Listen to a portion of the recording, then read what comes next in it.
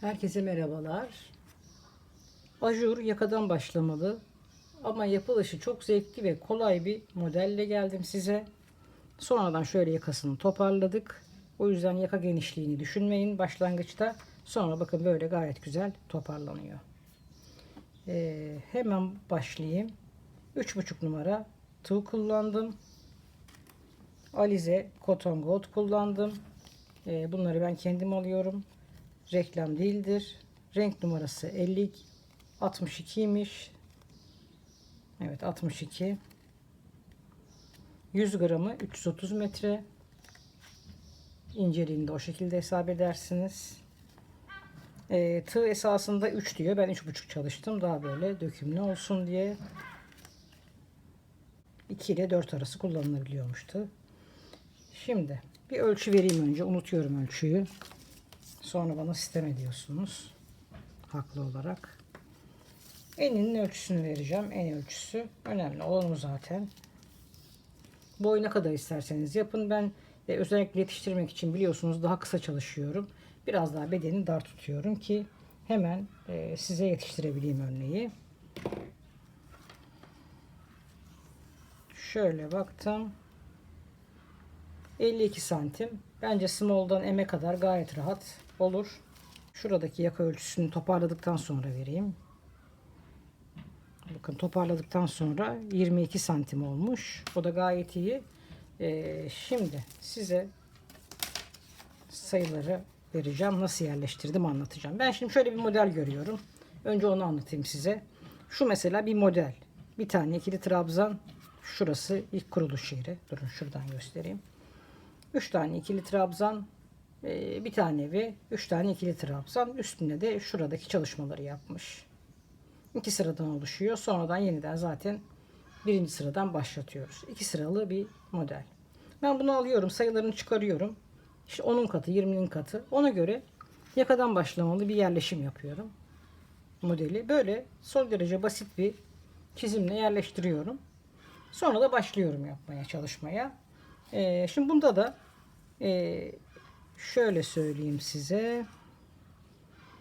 1, 2, 3, 4, 5, 6, 7, 8, 9, 10. Şu 10 ve katlarında zincire ihtiyacımız olacak demek. Şurada. Ben bunu şu 119 artı 2 ile başladım. Small M'e bu metre materyajlarda 300 metre civarı iple 3,5 numaralı tığla gayet uygun oldu. Bununla başlayacağım. Daha ince ipler ve tığlarla da nasıl yapacaksınız onu da söyleyeceğim. Mantığını anlattıktan sonra siz kendiniz de ekleyip çıkartabileceksiniz. Şuradaki V'leri yerleştirdim. 1, 2, 3 tane V yerleştirdim arkaya. Öne bir tane, diğer öne bir tane, kollara da birer tane V yerleştirdim. Şimdi saydım buradan. Şu köşeleri hariç tutuyorum. Burada 39 tane zincirim var. Şuradaki zincirler atladığım zincirler. 3 tane atlıyorum. Diğer içine önce 3 tane atlıyorum. Diğer içine 3 tane ikili trabzan. 3 tane atlıyorum. Bir tane V. 3 tane atlıyorum. 3 tane ikili trabzan. Kurulum bu. Aralarında da ilk sırada 3 tane zincir var. Bunları bu şekilde kuruyorum. Köşeye geliyorum. Köşede de aynı şekilde aynı göze 3 tane aralarında 2 tane zincirle V yapıyor. İlk sırayı oluşturduktan sonra da şu 3'ü 1'e düşürüyorum. Buradaki V'nin içine 7 tane ikili trabzan yapıyorum. Aralarında 1 ya da 2 zincirle. 2 sıradan oluşuyor. Sonradan yeniden aynı baştaki gibi 7'li olan grubumu 3'e, buradaki 7'li olan grubumu 3'e, burada tek trabzan yaptığım yere de bir tane V yaparak ilk sırayı tekrar ediyorum. Adım adım anlatacağım zaten. Son derece kolay. Burada amacım hani kuruluşun nasıl olduğunu anlatmak size. Diyelim ki bunu kazak yapmak istiyorsunuz. Siz ben şey yapmak istemiyorum. Hırka yapmak istemiyorum. O zaman şuradaki bir tane 3 çıkaracaksınız. Yani şu başta sonda ikili trabzanları da çıkaracaksınız. Şuradaki 3'ü de çıkardığınız zaman şu tek 3 ile 3 3 3 3 şeklinde gidecek. Dönerek gideceksiniz. Mantık aynı. Kuruluş mantığı. Şimdi bu 119 artı 2, şu artı 2, şu öndeki 2 tane zincirimiz. Burada 39 tane zincir, 19 tane zincir. Önlerde de 19, kolda da 19 diğerinde ve artı 4 tane de köşe için zincire ihtiyacımız var. 119 tane zincirimi çekip başlayacağım. Şimdi diyelim ki daha ince iplerle çalıştınız. Şurada V'lerde belli ettim onları. O zaman 1, 2, 3, 4 tane V yerleştireceksiniz. Burada 3 yerleştirmiştim. Burada 4 yerleştireceksiniz. O zaman 49'a ihtiyacınız olacak zincirin. Kolları aynı bırakın. Tek V'li. Burada 49'un da önleri de 2 2 dağıtacaksınız. Onları da 23 23. Buralara da artı 2 tane gene zincir koyacaksınız. Bakın bunları böyle çekersiniz. Takıldığınızda zaten sorun. Özellikle Instagram'dan sorun. Bazen istenmeyenlere düşüyor. Bir kelimeye takılıyor Instagram algoritması. Sizi istenmeyene atıyor. Yani ne bileyim, mesela bir şey diyorsunuz. Hiç alakasız bir kelimeden bile istenmeyene atabiliyor. Bir şekilde ben her gün ya da gün aşırı mutlaka istenmeyenleri de kontrol ediyorum. Sizin normal genel mesaj kutusuna atıyorum. Oradan cevap veriyorum. Şuradan şunların fotoğrafını da çekerim size. Koyarsınız. Son derece kurulumu kolay. Sayacaksınız burada. Şunları ilave edeceksiniz. 10 tane daha fazlalaştıracaksınız gibi. Burada 39'du. Ben burada 49'a çıkardım. 39'dan sonra 40, 41, 42, 43, 44, 45, 46, 47, 48, bakın 49. Bir tane daha bir ekleyerek burayı bir beden büyüttüm. Hatta 2 beden büyüttüm. Cidden esasında zincirli ve ajurlu olduğu için de genişleyen bir formu var. Hadi gelin başlayalım. Şuraya belki bir düğme takarım. Şık bir düğme de takabilirim. Gayet de güzel olabilir. Böyle de bırakabiliriz. Fotoğraflarını başına sonuna koyacağım. Bir düğme çalışması yapmadım. Sık iğne ile gittim ve bir tane de bilye ile bitirdim. Şunun için 2,5-3 taneye yakın ip gitti. Daha uzatırsanız 3 tane ip gerekir. Başka ne söyleyeyim? Beden ölçüsü de verdim. Hadi gelin başlayalım. Kolay gelsin şimdiden. 119 tane zincire ihtiyacımız olacak. Çekiyorum zincirlerimi. Fazla çekiyorum biraz. Ve şuradaki modeli yerleştireceğiz. Son derece kolay.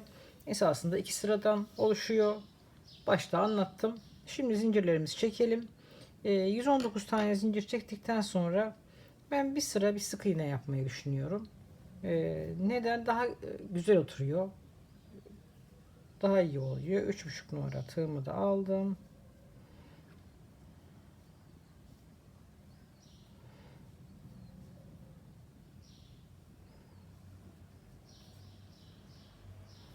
Şimdi zincirimi çekiyorum, geliyorum. Üstüne de bir sıra sık iğne yapacağım.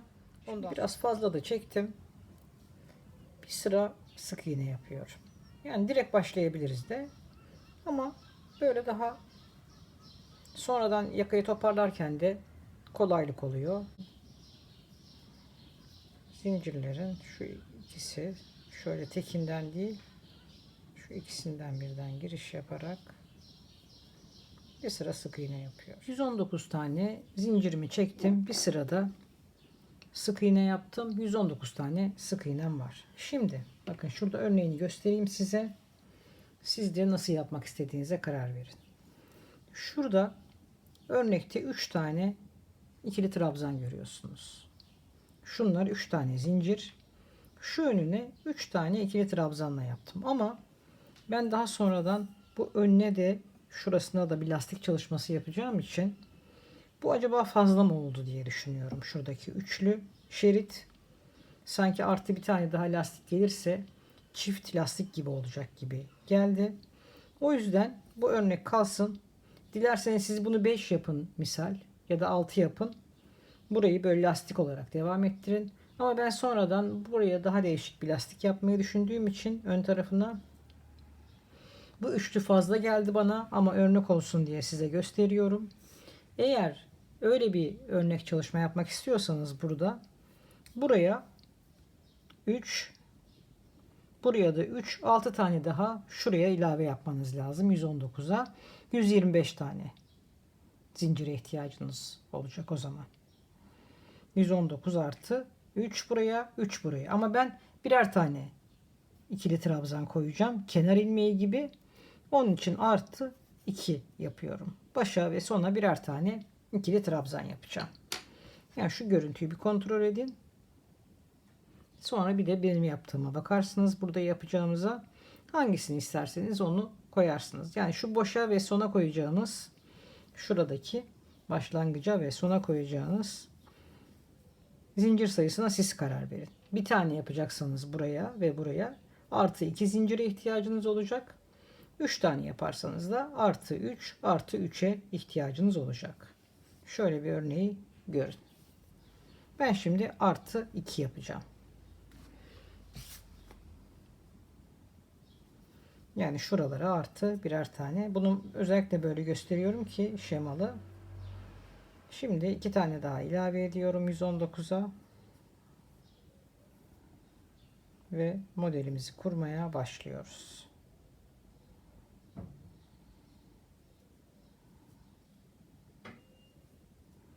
Bir, iki, 3 ile yukarı çıktım. Bu benim şuradaki 1 olan ikili trabzanım. Şimdi diyor ki 3 tane ileri gideceksin. Dördüncüye şuradaki ikili trabzanları yapacaksın. Ama 3 tane de zincire ihtiyacımız var. O yüzden dönüş içinde 1, 2, 3 tane zincir çektim. Ne yapıyorum? 1, 2, 3 atlıyorum. Dördüncüye yan yana 3 tane ikili trabzan yapıyorum.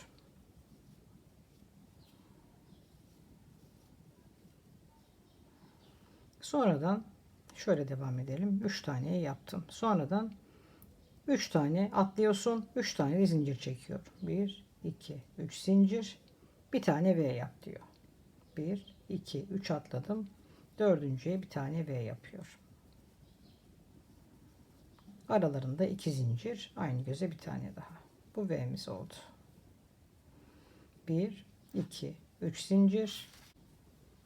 1, 2, 3 atladım. Dördüncüye yan yana 1, 2, 3. 3 zincir. Köşeye geldim bakın. Şurada köşe yapıyorum. Nasıl köşe yapıyorum? Doladım. 1, 2, 3 atladım. Dördüncüye ikili trabzan, 2 zincir, aynı göze bir tane daha, 2 zincir, aynı göze bir tane daha.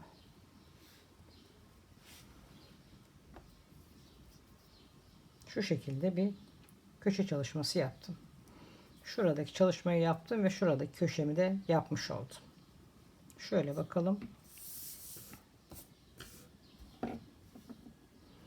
Şu başlangıç zincirim. 3 tane zincirle 3 atladım, dördüncüye yan yana 3 tane ikili trabzan, 3 zincirle 3 atladım, bir tane ve 3 zincirle 3 atladım, yan yana 3 tane ikili trabzan, 3 zincirle 3 atladım, dördüncüye bir tane köşe. Şimdi kol için aynı çalışmaları yapıyorum. Kolda da yine tek V'miz var bakın. 1, 2, 3 zincir. 1, 2, 3 atlıyorum. Dördüncüye yan yana 3 tane ikili trabzan.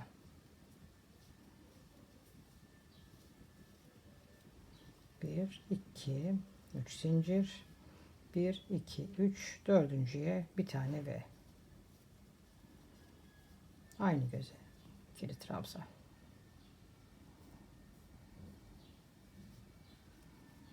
1, 2, 3, 1, 2, 3, 1, 2, 3, dördüncüye yan yana 3 tane ikili trabzan.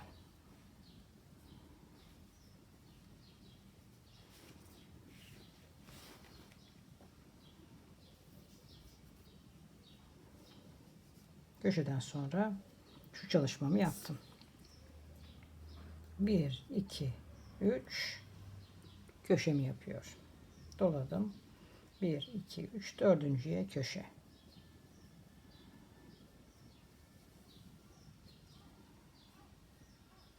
İki, aynı göze bir tane daha. Aynı göze bir tane daha. Aynı göze 3 tane ikili trabzan, aralarında 2 zincir. Arkayı yapıyorum. Arkada kaç tane V var? 1, 2, 3 tane V var. 1, 2, 3, 4 tane de üçlü ikili trabzan çalışması var. Şimdi bunları da yapıyorum. Bir kere daha gösteriyorum. 1, 2, 3, dördüncüye 3 tane ikili trabzan.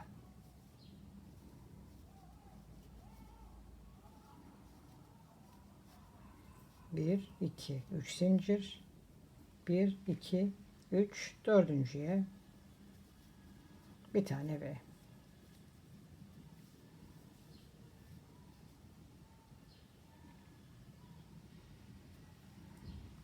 Aynı göze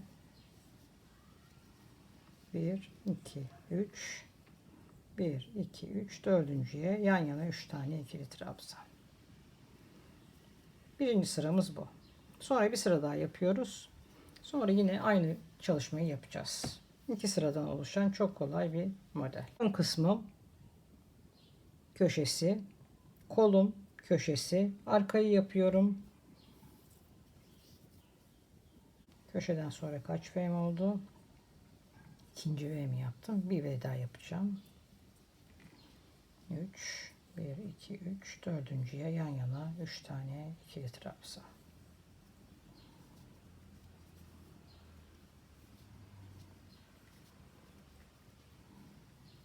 Bir, iki, üç, dördüncüye bir tane V. Aynı göze. 1, 2, 3, 1, 2, 3, dördüncüye yan yana 3 tane ikili trabzan. Şimdi köşeye geliyor. Köşe 3 tane ikili trabzan, 3 atladım ve 3 atladım, 3 tane ikili trabzan, 3 atladım ve 3 atladım, 3 tane ikili trabzan, 3 atladım ve 3 atladım, 3 tane ikili trabzan. Ve şimdi yeniden 3 atlayıp köşemi yapıyorum. Arkayı bitirmiş oldum. 1, 2, 3, dördüncüye köşe. Şimdi bunu tamamlıyorum ben. Aynı göze 3 tane.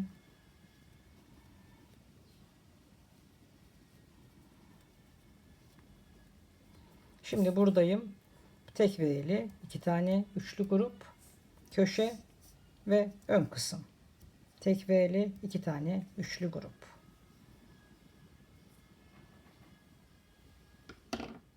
Evet, ön kısmı da çalıştım. Köşemi yaptım. Şuradaki köşemi üçlü grup ve üçlü grup. Üçlü grup ve üçlü grup. Şimdi 3 tane zincir çekiyorum. 1, 2, 3 atlıyorum. Sondakine bir tane ikili trabzan yapıyorum. Bunlar da artı 2 koydum. İkili trabzanlar. 1, 2, 3 ile sıramız bitti. Şurası köşelerimiz olacak. Kolumuz, ön kısmımız, kolumuz, ön kısmımız. Burası da arka kısmımız. Şimdi ikinci sırada şöyle bir şey yapacağız. Zincir sayımı 1 yapıyorum. Aradaki zincir sayımı. 3 zincirle yukarı çıkacağım. Şuradaki üçlü grubumun tam ortasında bir tane ikili trabzan yapacağım. Sadece ikili trabzan. Sonradan gene bir zincirle V'min içine tam 7 tane ikili trabzan yapacağım. Gene bir zincirle üçlü ikili trabzanın üzerine bir tane ikili trabzan, bir zincirle köşeme boşlukların içine 7 tane ikili trabzan, bir zincir ya da 2 zincir, diğer boşluğa da 7 tane ikili trabzan. Hemen örneğimde göstereyim. Bakın. İkinci sıram şöyle. Burada 3 zincirliydi. Ben burayı 1'e düşürdüm şimdi. Köşe kısmımı. Buradaki üçlü grubumu ben tek yapıyorum şimdi. 4 zincirle tam üçlü grubumun içine bir tane ikili trabzan. Bir zincirle V'nin içine 7 tane ikili trabzan, yine bir zincirle üçlü grubumun üzerine bir tane ikili trabzan, bir zincirle köşemin içinin ilk boşluğuna 7 tane ikili trabzan, 2 zincir, diğer boşluğuna 7 tane ikili trabzan. Arttırmalarımı bakın bu şekilde başlatmış oluyorum. Hadi gelin şimdi başlayalım. İkinci sıramı anlatıyorum. 3 ile yukarı çıktım. 4 ile dördüncü 3 tane zincirle yukarı çıktım. Bir tane de dönüş için 4 zincir ve üçlü gruba bir tane ikili trabzan yaptım. Bir zincirle V'min içine, bakın buradaki bir zinciri iki zincirde yapabilirsiniz. Siz karar verin.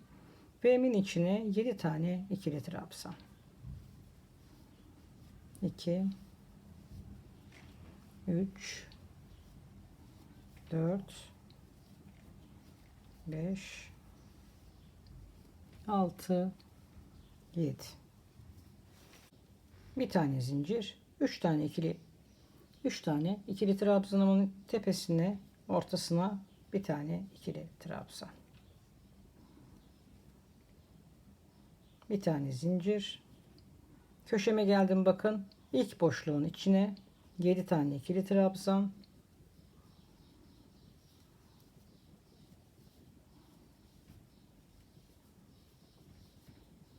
Dört, 5, 6, 7, bir iki zincir köşede, diğer boşluğa da 7 tane ikili trabzan.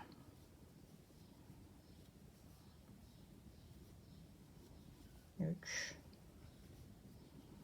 4 5 6 7. Şöyle görünüyoruz.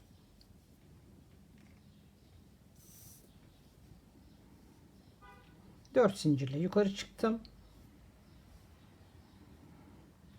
İkili trabzan yaptım. Üçlü grubun tam ortasına bir zincirle aşağıdaki V'min içine 7 tane ikili trabzan, bir zincirle üçlü grubuma ikili trabzan, bir zincirle köşemin içine, köşemdeki boşluklara 7 tane ikili trabzan, 2 zincir, 7 tane ikili trabzan. Bir kere daha gösteriyorum ve ben devam ediyorum. Bir zincir, üçlü grubun tam ortasına bir tane ikili trabzan. Bir zincir,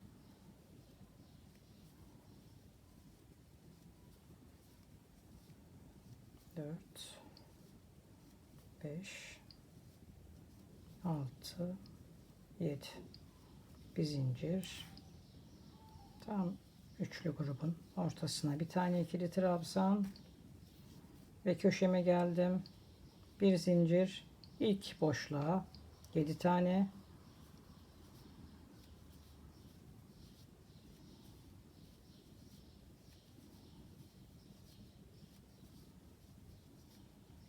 altı, 7, 2 zincir, diğer boşluğa da 7 tane.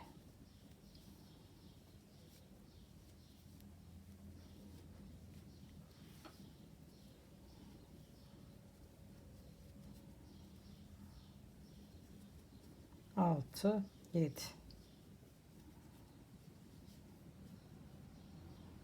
2, 4, 6, 7. Bir zincirle üçlü grup. Üçlü grubun tam ortasındaki ikili trabzana bir tane ikili trabzan. Bu şekilde sıra sonuna kadar devam edelim. V'lerimin içine 7 tane ikili trabzan, üçlü gruba bir tane ikili trabzan, V'lere 7, üçlülere tek ikili trabzan yaparak köşelerde de her boşluğa 7'şer tane ikili trabzan, aralarında 2 zincir. Şöyle görünüyor. Dönelim. Sıra başına tekrardan görüşelim. Evet, başa geldim. Bir tane sıranın başına geliyorum. İkili trabzanımı yaptım. Evet, doladım. Tam şöyle kesiştiği noktaya bir tane ikili trabzan yaptım. Aynı baştaki gibi oldu. Evet, şimdi şu iki tanesi önümüz, kollarımız ve arka kısmımız. Bu artık iki tane sıramızı yaptık. Şimdi yeniden esasında ilk sırayı kuracağız. Ne yapacağız? 4 5 ile yukarı çıkıyorum. Artık iki tane zincir var. Biliyorsunuz ilk başlangıçta 3 zincirle yapmıştım çalışmamı. Şimdi artık iki zincire düşürüyorum. Yani bir zincirli, bir iki zincirli çalışacağım. Ben size tabii ki elinizin sıkılığına göre bu zincir sayınızı hesaplayacaksınız.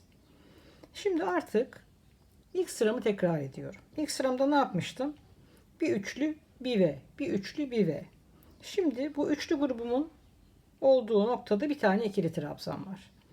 Bir tane ikili trabzanımın üzerine 5 zincirle yukarı çıktım ve bir tane V yapıyorum. Artık aynı şeyleri yapacağız. 2 zincir, aynı göze bir tane daha. 1 2 tane zincir, 7 tane ikili trabzanımın üstüne 1 2 atlıyorum.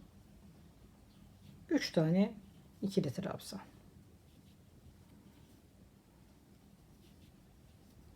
2 tane de burada kaldı. Yani baştan ve sondan 2 tanesini bırakmış oldum. Bir tane ve bir tane üçlü grup. 1 2 zincir. Tek olan ikili trabzanıma bir tane ve ilk sırayı tekrar ediyorum. 1 2 tane zincir. Tam şu anda köşedeyim. Yedili grubuma 1 2 bırakıyorum. 3 tane ikili trabzan yapıyorum. Sonda da 2 tane boşluk kalacak. 2 tane zincir çekiyorum. 2 boşluklu bölüme yeni bir köşe yapıyorum. 1 aynı göze bir tane daha ve 2 zincir, aynı göze bir tane daha. Burada da aynı birinci sırayı yaptım gördüğünüz gibi. Evet. Aynı ilk sıramı yapıyorum. Bir tane ve bir tane üçlü grup. Bir tane ve bir tane üçlü grup. Köşemin tam ortasına yine köşe. Bu sefer 3 tane zincir değil 2 tane zincirle geçiş sağlıyorum. V'mi yaptım. Köşemin V'sini 3 tane ikili trabzan, aralarında 2 zincir, 2 zincirle 2 tane atlıyorum. 3 tane ikili trabzan. Yedili ikili trabzanların üzerine tam ortasına 3 tane ikili trabzan yaptım. 2 başta 2 sonda bırakarak tam ortasına 3 tane ikili trabzan yaptım. 2 zincir, tek olan ikili trabzanıma bir tane V yapıyorum.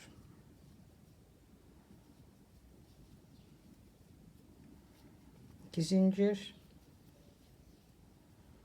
2 tane bıraktım. 3 tane ikili trabzan, 2 zincir, tek olana bir tane V.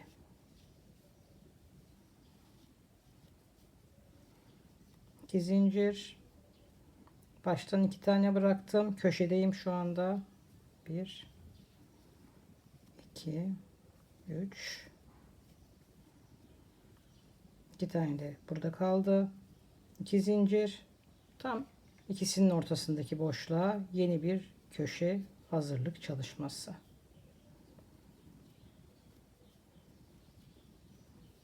Aynı göze 3 tane ikili trabzan, aralarında 2 tane zincir. 2 zincir, buradaki yedili grubuma 3 tane ikili trabzan. Artık arttırmalarım da başladı görüyorsunuz. 2 zincir ve tekli olan ikili trabzana bir tane ve bu şekilde de bu sırayı tamamlayalım. Bir üst turda bir tane daha göstereceğim. Sonra kol beden ayrımında tekrardan görüşeceğiz. Bakın, görüntümüz şu. Köşelere geldiğimizde tam ortalarına 3 tane ikili trabzan, aynı burada yaptığımız gibi 2 zincirle boşluğa yeni bir köşe. 2 zincirle tam ortasına 3 tane ikili trabzan, 2 zincirle tekli gruba ve bu şekilde tüm hat boyunca bütün yedili grupların içine 3 tane ikili trabzan, başta ve sonda 2 tane bırakarak tek olana bir tane V. 3 tane ikili trabzan ve 3 tane ikili trabzan ve köşelerde de 3 tane ikili trabzan, ortadaki boşluğumuza yeni bir köşe. Turumuzu tamamlayalım.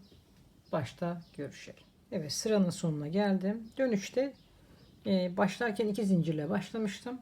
Dönüşte bir zincirle şöyle 3'te çıkıyorum. Şu başlangıç darsımasın.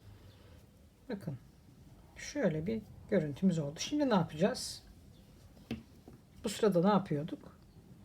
7 tane ikili trabzan gördüğümüzde baştaki ve sondaki 2 taneyi bırakıp ortaya 3 tane ikili trabzan. Tek olan ikili trabzanıma bir tane V. Buraya 3, buraya V. Köşeye geldiğimde yine 7'nin üzerine 3 tane, tam ortadaki 2 zincirli bölüme yeniden şuradaki köşemi çalışıyorum. Bir kere daha gösterip ben artık devam ediyorum. 3 ile yukarı çıktım. 2 de dönüş için 3 tane ikili trabzan. Bu aralardaki zincirler her zaman kendi elinizin sıkılığına göre, kullandığınız ipin ve tığın durumuna göre ayarlanacak. Zincir, ikili trabzanıma bir tane V yapıyorum. 2 zincir, başta ve sonda 2 tane atlayıp 3 tane ikili trabzan. 2 tane zincir, tekli trabzanıma bir tane ve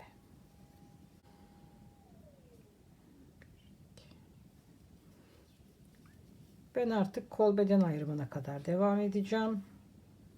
Orada tekrardan görüşelim. Kol bedenimizi ayıralım. Bakın köşeme geldim. Köşemin içine de 3 tane ikili trabzan, aralarında 2 zincir. 2 zincirle yine 3 tane ikili trabzan. Ben şimdi devam ediyorum. Kol beden ayrımında görüşelim. Kaç sırada ayırdım, kaç santimde ayırdım söyleyeceğim. Bedenimizi kolumuzdan ayıracağız, birleştireceğiz. Sonra yeniden aynı şekilde devam edeceğiz. Kol başlangıcı göstereceğim. Bu şekilde büyütmeye devam edelim. Şurası kolum. Artık tamamen şekli ortaya çıkmaya başladı bakın. Kolumuz, önlerimiz, arkamız. Devam ediyorum. Kol beden ayrımında görüşelim. Kol beden ayrımına geldim. Birinci ipimden şu kadar kaldı. Ölçü vereceğim ve devam edeceğiz şimdi. Birleştireceğiz. Bakın gayet güzel görünen bir şu zincirli bölümlerde de çok güzel bir çiçek motifi oluştu. Buna buhar tuttuğumuzda çok güzel olacak. Şu an şöyle görünüyor. Size şimdi buradaki sayıyı vereceğim. Şimdi şuradaki ölçümü vereceğim. Ben burada ayırıyorum. Bedenime giydim. Bir sıra önce de yapabilirdim ama biraz daha bol olsun istedim. Şuradan tuttum. Burası 2 görünüyor. Bir saniye, yanlış ölçü vermeyeyim. Şöyle baktım. 23 santim. 23 santimde ben ayırıyorum. 20, 22, 23, 24 santimler uygundur. Şimdi ne yapacağım? Bu hangi sırada? Hem hatırlatma yapalım örneğimizi. yedili gruplarımı ve üçlü grupların üzerine tekli trabzanları yaptığım bölüm. Yani ikinci sırası modelimin. Şimdi yeniden kuruyorum modelimi. Ne yapacağım? Tekli trabzanlarımın üzerine ve yedili olanların tam üstüne de 3 tane ikili trabzan yapacağım. Buradan başlayacağım. Şuraya geleceğim. Artık arttırmalarımız bitti. Şurasıyla burasını birleştireceğim. Bir hatırlatma yapalım. Ne yaptım? Tekli trabzanımın üstüne bir tane V yaptım.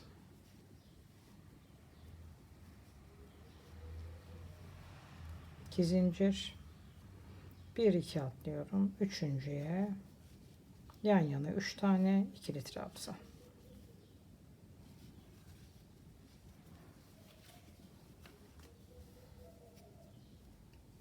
İki zincir. Tekli trabzana ve aralarında 2 zincirle yedili grubuma 3 tane ikili trabzan.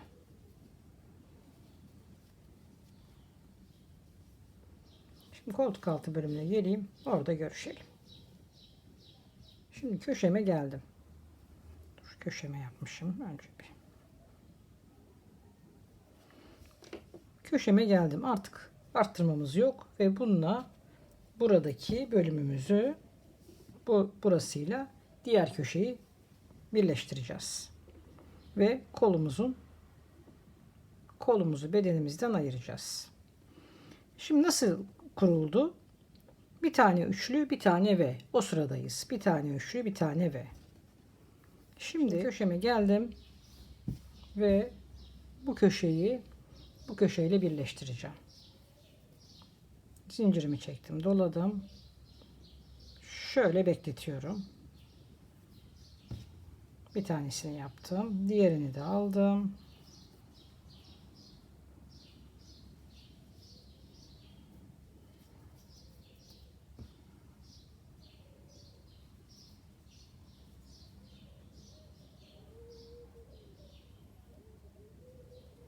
Ve birleştirdim. Ve tam ortaya geldim, bakın. Orta kısma geldim. 4 zincirle tam ortaya bir tane V yaptım. Burada da V'mi çalışmış oldum böylece. Şimdi burada çalışacağım ya. Şimdi arkaya devam ediyorum. Bir kere daha göstereceğim. 2 zincir, 1 2 atladım. 3 tane ikili trabzan.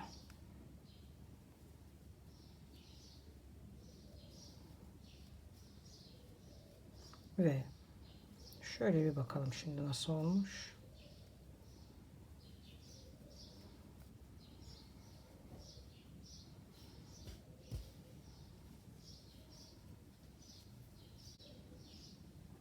Şurada da şöyle bir V çalışması oldu. Bunun şimdi ben devam ediyorum. Şu koltuk altında bir kere daha göstereyim. Evet. Ayırma noktama geldim yine. Ne yapmıştık? Şuradaki önce üçlü grubu çalışmıştık. Köşenin bir tanesini. Sonra ne yapacağız? Buradaki birleştirdiğim yerdeki üçlünün bir tanesini çalışacağız. 2 tane atladım. Önce bir tane üçü buraya yaptım.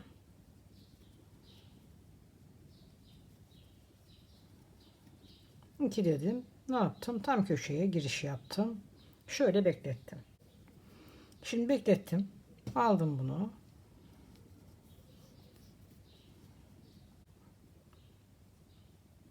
Burada 2 tane kaldı. Beklettim. Diğerine giriş yaptım.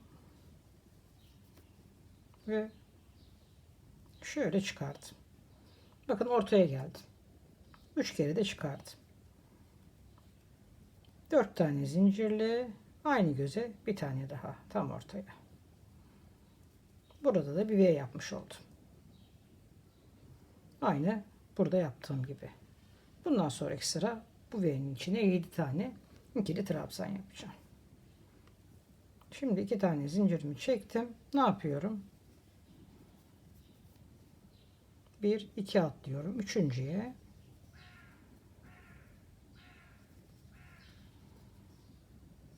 üç tane ikili trabzan. Şöyle bir de görselini görelim. Burada geldik. Önce şuradaki bir tanesine, yedili grubun birine 3 tane ikili trabzan yaptık.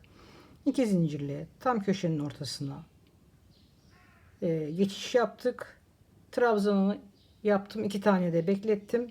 Sonra karşıya geçtim. Oradakiyle birleştirip tam ortaya geldim. Oraya da bir tane V yaptım. Daha sonradan ne yaptım? Diğer yedili grubun tam ortasına 3 tane ikili trabzan yaptım. Şurası artık kol oldu. Şuradaki bölüm. Şöyle görünüyor şu anda. V'm de olmuş oldu. Artık bedenli kolu ayırdık. Şu anda bunu bir giyin. Bu sırada bunu bir giyin. Bitirdikten sonra burayı. Devam ediyorum. Şimdi bir sıra daha göstereceğim size. Sonradan ben bedene devam edeceğim. Size bir kol başlangıcı göstereceğim. Başa geldiğinizde mutlaka bir kontrol edin. Kolunuz uygunsa, bir dar sıtma yoksa artık devam edebilirsiniz.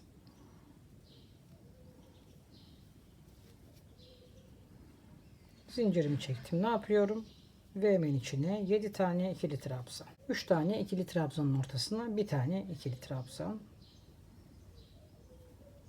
V'nin içine 7 tane ikili trabzan.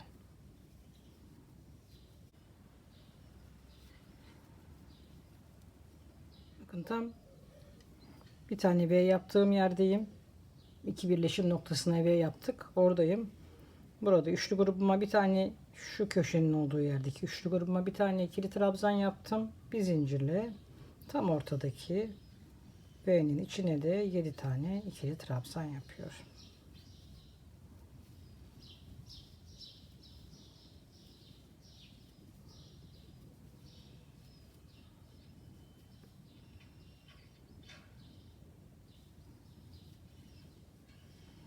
Bir zincirle buradaki üçlü grubuma da bir tane. Bakın. Görüntümüz böyle. Nerede kaldığınızın esasında bir önemi yok. Bir üst sırada kalsaydım da oradaki aradaki neyse onu yapacaktım. Burada ben 7'de kaldım. Orayı yapıyorum. Şöylece geçişimi tamamlamış oldum. Şimdi bitiriyorum. Çalışıyorum. Koltuk altındaki bölümde de buraya birli trabzan, bir tane trabzan, buraya 7 tane trabzan, buraya bir tane trabzan şeklinde devam ediyorum. Ben bedeni büyütmeye devam ediyorum. Biraz ilerleyeyim. Kol içinde size bir çalışma yapayım.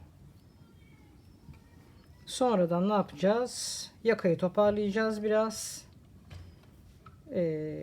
Ve bedeni çok fazla bir lastik çalışması yapmıyorum. Ajur.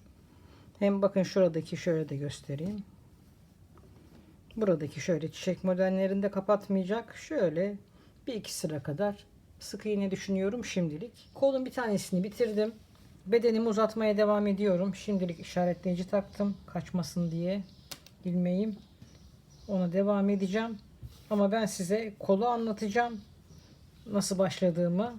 Sonradan şuradan başlayacağız. Şöyle yakayı toparlayacağız. Bedeni birkaç sıra sık iğne gitmeyi düşünüyorum. Sonra da hırkamız hazır olacak. Hemen paylaşacağım.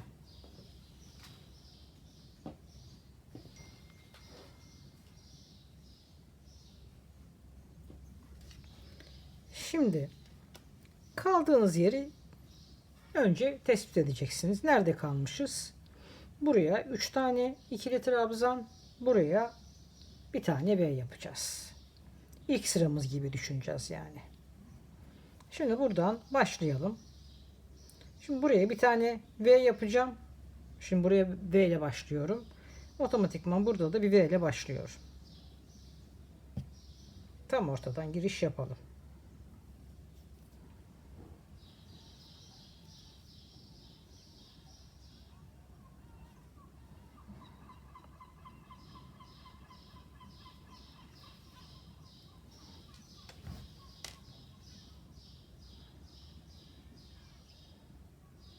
Şöyle yine zincire yapayım. Böyle başladık. 2 tane zincir. Ne yapıyorum? 1 2 atlıyorum. Üçüncüden itibaren 3 tane ikili trabzan. Kaldığınız yer neresi ise oradan başlıyorsunuz. 2 zincir teklinin üzerine. Burada önemli olan başlangıcımızda. Ve bakın burada da V ile başladım. Sonra burada bağlantı yapıp bir üst tura çıkacağız. 1 2 üçüncüye 3 tane ikili trabzan. Kolumu da bu şekilde döne döne yapacağım. Böyle biraz salaş, geniş bir kol istiyorum. Şuralarda bırakmayı düşünüyorum ama belki de uzatırım. Böyle tam yaz için şöyle kimono tarzı bir kol bırakacağım. V yapıyorum. Başa geleyim, görüşelim. Bir üst tura çıktığımda göstereyim size. Görüşelim. Başlangıca geldim. Şöyle hemen tutturdum. İçine giriş yaptım. V'nin içine 1 2 3 6 tane içine, V'nin içine ikili trabzan yapıyor. 4 5 6 7 tane ikili trabzan yaptım. Bir tane zincir. Burada 3 yapmıştım. 3 tane ikili trabzanın tam ortasına bir tane ikili trabzan. Bu sıramız da bu şekilde olacak. V'nin içine 7 tane ikili trabzan. Başa geleyim, bir üst turda. Şuradayken nasıl üst tura çıkıyorum onu da göstereyim. Sonra devam edeceğim. Evet, sıramın sonuna geldim. Zincirimi çektim. En baştaki zincire kaydırdım ve 2 2 buradan bırakıyorum. Şöyle kaydırarak 3 tane ikili trabzan yapacağım. Bölüme geliyorum. Ve devam ediyor. Bundan sonra yine de buraya geleceğim. Burada tutturacağım. Şuraya geleceğim. Buraya bir tane ikili trabzan yapacağım. V'lerin olduğu zaman gene kaydırarak içine giriş yapıyorum. Şimdi buraya V yapıyorum. Bu şekilde de kolumu bitiriyorum.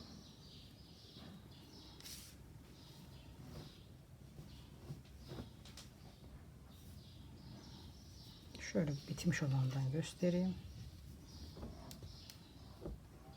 Böyle bu şekilde dönerek aynı işler yapmaya devam ediyor. Şimdi bütün hat boyunca kenarlarından gidelim.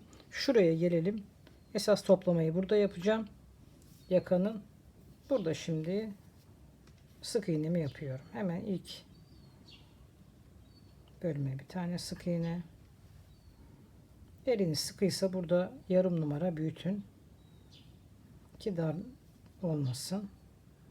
Ben şöyle içlerine değil de daha çok şu zincir kısımlarına giriş yapıyorum. Yan yana sık iğneler yapıyorum.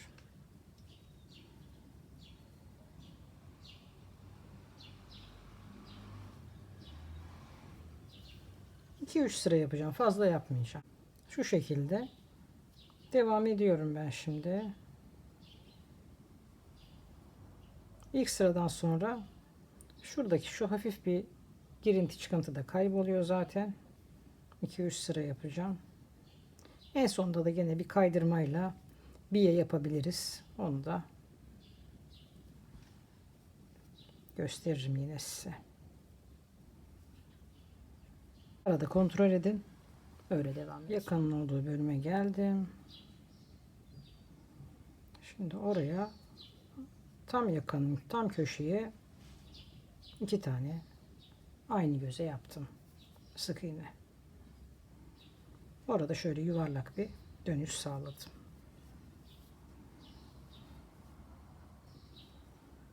Burada bir yanlışlık olmuş. Yanlış yerde köşe yapmışım. Köşem şurası.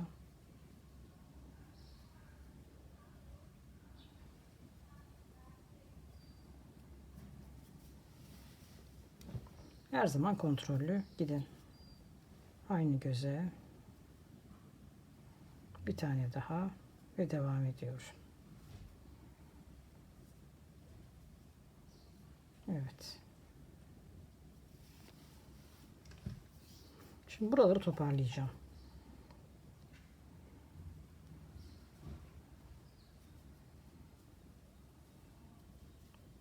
Şu tekli trabzanların üstlerinden değil, içlerinden giriş yapıyorum.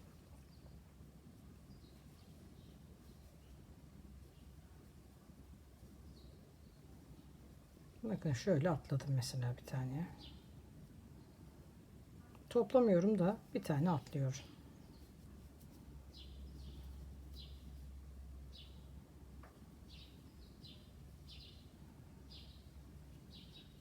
Şöyle şu köşeye geldiğimde o köşeyi atladım.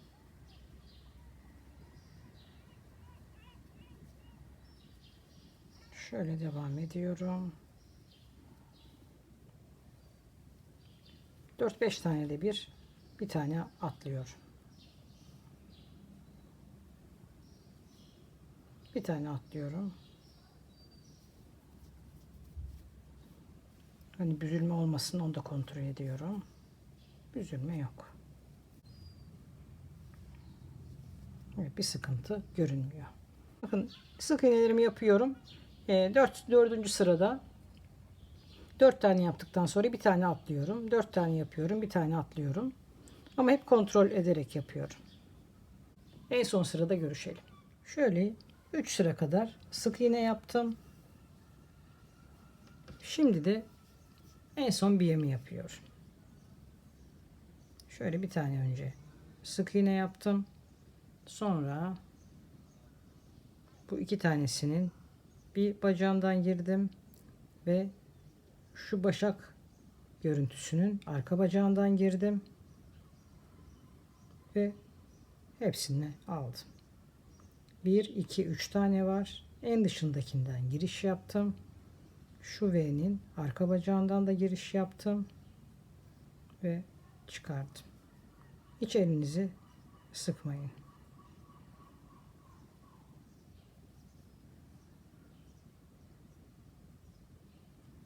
Bu şekilde de bütün hat boyunca şöyle bir biye yapmayı düşünüyorum. Bunu burada da yapacağım en son.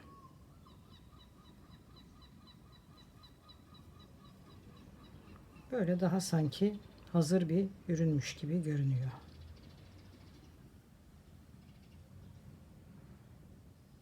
Buradan giriş yaptım. Arka bacağından giriş yaptım. Ve beraber aldım. Bakın. Şey yaptım. Arka bacağından beraber aldım. Sıkmayın.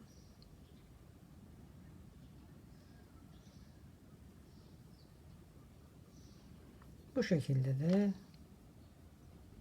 son sıramı tamamlıyorum. Bu sefer tüm çevreden geçiyorum. Etek ucundan da geçeceğim ve bitireceğim final. Bütün hat boyunca yakadan da buradaki biyeyi yaptım, bitirdim. Etek ucuna da aynı şekilde döndüm.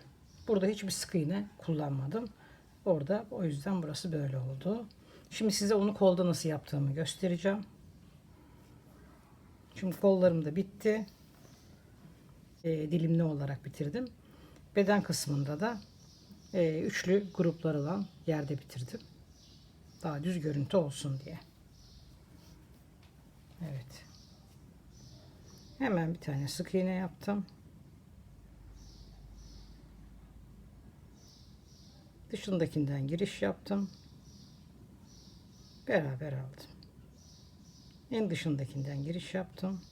Yanındakine beraber aldım.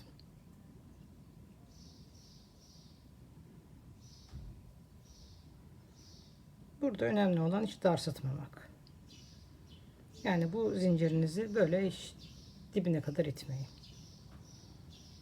Giriş yaptım. Yanındakine çıkardım. Giriş yaptım. Yanındakine giriş yaptım. Boşluğa değil. Giriş yaptım. Burayı da bu şekilde tamamlayacağım. Şuraya şöyle güzel bir düğmeyle, bir tane düğmeyle de gayet hoş olur. Kullandığınız ipin cinsine göre de şık hırkalar, üstler yapabilirsiniz. Askılı bir yazlık kıyafetinizin üzerine, elbisenizin üzerine daha böyle pullu, simli iplerle de çok şık bir hırka olur.